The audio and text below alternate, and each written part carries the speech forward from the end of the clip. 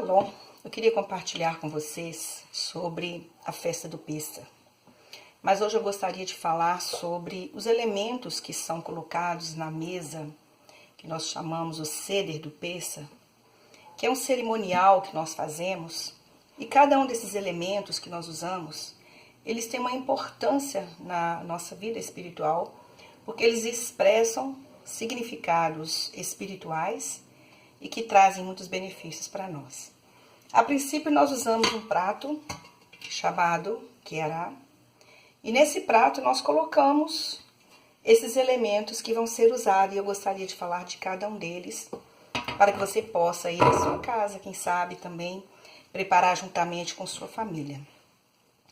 Nós iniciamos o Seder do Pêssar acendendo uma luz, porque essas velas, elas representam a pessoa de Yeshua, que é a luz do mundo. O Salmo 27 diz: o Senhor é a minha luz e a minha salvação. Também nós colocamos uma bacia com água limpa, na qual nós lavamos as nossas mãos, que é um cerimonial também, porque ninguém come com as mãos sujas, não é assim? Então nós lavamos as nossas mãos, e essas águas que lavam as nossas mãos, nós compreendemos como o Salmo também diz: Senhor, quem entrará no seu santuário? E lá diz: aqueles que têm as mãos limpas e o coração puro. Então nós lavamos as nossas mãos como um momento de purificação, porque nós vamos tocar naqueles elementos que vamos comer, como também nós vamos estar abraçando, abençoando as pessoas. E nós precisamos de passar também pela purificação. Mas nessa mesa nós colocamos uma salsa que nós chamamos de carpaz. Por que esse carpaz? Porque é uma planta amarga, né? E que nos faz lembrar sobre os filhos de Israel, quando eles gemiam na servidão, e por causa dela, eles clamaram ao Eterno, e o clamor deles chegou até Adonai. Essa planta é para fazer lembrar do tempo de amargura que o povo de Israel passou pelo deserto, assim como nós também passamos nesse Egito que nós vivemos, as nossas amarguras. Mas também é colocado nessa mesa 3 pães que nós chamamos de matzot. Por que nós colocamos esses pães? Eu vou trazer para vocês algumas coisas que esses pães eles representam para nós. O matzot é um pão feito apenas de farinha e água, e ele não tem nenhum sabor assim que você possa falar: nossa, que pão gostoso. Mas esse pão, ele é para nos lembrar a saída do povo do Egito. Por quê? Quando o povo de Israel estava no Egito, e o Senhor disse para eles celebrarem o Pêssar, o Eterno disse que eles deveriam fazer a massa desse pão sem fermento, que eles deveriam sair às pressas. E por que eles não levaram pão com fermento? Porque no meio do caminho, esse pão poderia levedar e estragar. Então nós sabemos que o pão sem fermento, ele representa a nossa vida de libertação. Nós estamos deixando para trás muitas coisas, e uma delas é o pecado.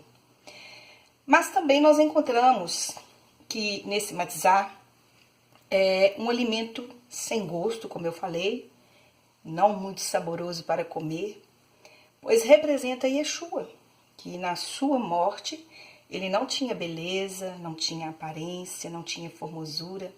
E é interessante que o matzá vem com algumas marcas de furos, e algumas partes ficam um pouquinho meio que tostada, isso para nos lembrar que Yeshua é este matzá sem fermento, ou seja, é esse pão sem fermento, sem pecado, e que foi ferido por nós. Nós podemos ver sobre isso lá em Yeshayahu, Isaías 53. Mas as matzot também, elas representam a casa de Arão, a casa de Levi e toda a casa de Israel. Um outro ponto que esses matzot representam é a primeira matzá. Ela representa o patriarca Abraão, que tipifica a pessoa do Eterno. O segundo matzá representa Isaac, que tipifica a pessoa de Yeshua. E o terceiro matzá tipifica Yaakov, que também representa a casa de Israel. O segundo matzá, que está na mesa, nós colocamos 3, esse do meio, que é o segundo matzá, ele representa a pessoa de Yeshua. Quando ele é partido no meio, Nós pegamos a metade desse pão, envolvemos em um pano e nós escondemos em algum local, em um ambiente ali mesmo onde nós estamos celebrando esse seder. E essa metade do matizar, ela é chamada de Afikanon, pois ele representa Yeshua que foi escondido e que precisa ser encontrado. Yeshua está escondido para muitas pessoas ainda hoje. Por isso aí você precisamos participar de um Pêssah, para encontrarmos esse nosso Messias. Também ele representa a nossa redenção, já realizada por Yeshua. E ele está oculto, mas nós sabemos que em breve ele será encontrado por nós. Em breve Yeshua vem e nós encontraremos esse Afikanon. Nós podemos também colocar um osso representando o cordeiro que foi morto, porém nós não comemos o cordeiro no Pêssah. Por quê? Porque para nós que cremos que Yeshua é o Messias, o nosso cordeiro, que foi morto, né? Mas agora ele vive, porque o nosso cordeiro não está morto. O nosso cordeiro, ele ressuscitou. Então nós não comemos cordeiro na festa do Pêssah, ok? Mas também nós colocamos um outro elemento que é o maror, que pode ser uma gengibre. Já pegou um gengibre e colocou na boca, você sente aquilo queimar, arder sua boca, não é assim? Esse gengibre também, ele representa o sofrimento do povo no Egito, na fabricação de tijolos. Os egípcios amarguravam a vida dos nossos irmãos judeus ali no Egito, e eles sofriam muito, era como se fosse uma vida de peso, de angústia, de escravidão. E quando nós comemos o maror, nós sentimos aquela amargura, aquilo queimando dentro de nós. E assim é o pecado, né? Ele nos escraviza. Ele torna esse fardo na nossa vida. Mas também nós encontramos o Ha-Rosef, que é a mistura de maçã. Que essa é uma mistura de maçã com amêndoas e mel também. Que é para nos fazer lembrar que apesar da amargura, sempre haverá um tempo de alegria e de doçura. Ou seja, no meio de toda a dificuldade, Deus sempre traz algo doce para nos aliviar dos fardos. Mas também essa pasta que é feita lembra do barro que eles usavam para fabricar esses tijolos. Também é colocado na mesa 4 taças de vinho. A primeira taça, ela fala da santificação. Você pode ver isso lá em Lucas 22:17, quando Yeshua, ali naquele momento do seder do Pêssah, ele pegou um cálice e ele elevou e disse, né? Esse é o meu cálice, o cálice da nova aliança, né? E ele tomou aquele cálice, dividindo ali juntamente com seus discípulos. Mas a segunda taça, ela é chamada de taça da libertação. Essa taça nós não bebemos, porque ela fala das 10 pragas do Egito. Então, no momento do cerimonial, nós colocamos o nosso dedo na taça e colocamos no copo. Vamos falando cada uma das pragas e colocando num pratinho à parte, porque nós sabemos que nós não bebemos das pragas que foram vivenciadas no Egito, porque Adonai livrou todo Israel de todas essas pragas. Mas a terceira taça é a taça da redenção. O Eterno disse assim, eu os resgatarei com o braço estendido. Então significa que assim como o sangue do Cordeiro trouxe proteção no Egito, também a morte expiatória do Messias traz salvação a todo aquele que nele crê. E aí nós encontramos a quarta taça, que é a taça do louvor. A palavra de Deus diz assim, tornar-vos-ei meu povo e serei vosso Deus. Então essa taça é a taça da gratidão, da adoração, do nosso reconhecimento por aquilo que o Eterno fez nas nossas vidas.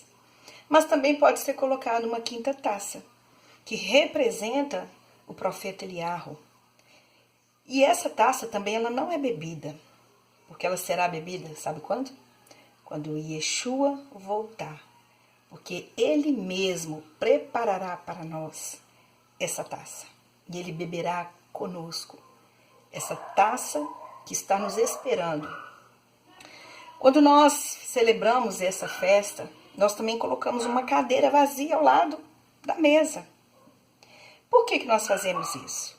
Porque nós temos a esperança de que a qualquer momento ao abrir a porta, o nosso Mashiach, ele vai entrar para celebrar conosco o último Seder, mas agora não de forma invisível, mas pessoalmente. E eu quero deixar aqui para você. Todos esses elementos, eles representam a trajetória da nossa vida espiritual, o processo que nós passamos na nossa libertação, na nossa saída do Egito, quando nós atravessamos o mar, quando nós chegamos no deserto, e com certeza nós entraremos na terra prometida, a qual o Senhor tem preparado para cada um de nós. Então viva esse Pêssar, que você possa participar dessa mesa do Seder, com a consciência certa, com o coração limpo, purificado de todo pecado, sabendo que Yeshua, ele é o centro dessa festa, porque ele é o nosso libertador. Ele é aquele que deu a vida dele por nós. E nós temos muitos motivos de louvar e agradecer ao Eterno. Essa é uma festa mais importante de toda a história daqueles que seguem Yeshua. Que você possa celebrar essa festa juntamente comigo. Em nome de Yeshua, seja abençoado, seja liberto do Egito, receba o Senhor no seu coração e que a cada dia você possa vivenciar a presença do Eterno na sua vida.